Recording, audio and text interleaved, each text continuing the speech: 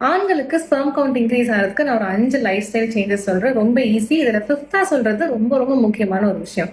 First வந்துட்டு உங்களோட cooking ஆயில வந்துட்டு கண்டிப்பா செசமி ஆயிலா மாத்திக்கோங்க. நல்லெண்ணெயில மட்டுமே குக் பண்ணி சாப்பிட ஸ்டார்ட் பண்ணுங்க. ரெண்டாவது, ஐடி ப்ரொஃபஷனல்ஸா இருந்தீங்க அப்படின்னா உங்க லேப்டாப்பை மடி மேல வைக்க கூடாதுங்கிறது எல்லாருக்கும் தெரிஞ்ச ஒரு விஷயம். But still we keep that. ஏன்னா பிரச்சனை வர வரைக்கும் நம்ம வெயிட் பண்ணுவோம். மூணாவது, விட்டமின் டி உங்களுக்கு ரொம்ப ரொம்ப ரொம்ப முக்கியம். ஸோ நீங்க ஒரு வாக்கிங் போனாலும் ட்ரெட்மில்ல அப்படி இப்படின்னு போகாம மேக்ஸிமம் சன்லைட்ல எக்ஸ்போஸ் ஆகிற மாதிரி பாத்துக்கோங்க. இல்ல வெயில்ல எக்ஸ்போஸ் ஆகிற மாதிரி பாத்துக்கோங்க. ரொம்ப கவர் பண்ணிக்காம உங்களோட ஃப்ரண்ட் ரீஜியனும் பேக் ரீஜியனும் சன்லைட்டுக்கு எக்ஸ்போஸ் ஆகிற மாதிரி நீங்க நடக்கணும். அப்பதான் விட்டமின் டி ரொம்பவே நல்லா கிடைக்கும். நாலாவது, மேக்ஸிமம் குளிர்ச்சியான உணவுகள் சாப்பிடுங்க. ரொம்ப ஸ்வீட்டும் ரொம்ப காரமும் எடுத்துக்காதீங்க. உடல் உஷ்ணம் ஜாஸ்தியாகிற மாதிரி எதுவுமே பண்ணிக்க கூடாது.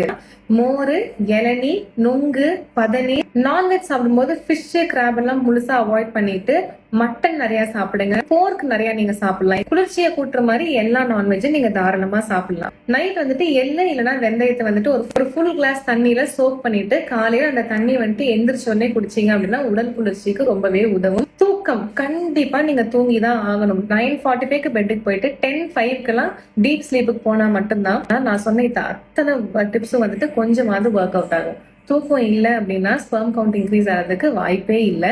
இந்த எல்லா டிப்ஸையும் நீங்க ஒரு 90 days ஃபாலோ பண்ணிட்டு before and after semen analysis எடுத்துட்டு கமெண்ட் பண்ணுங்க.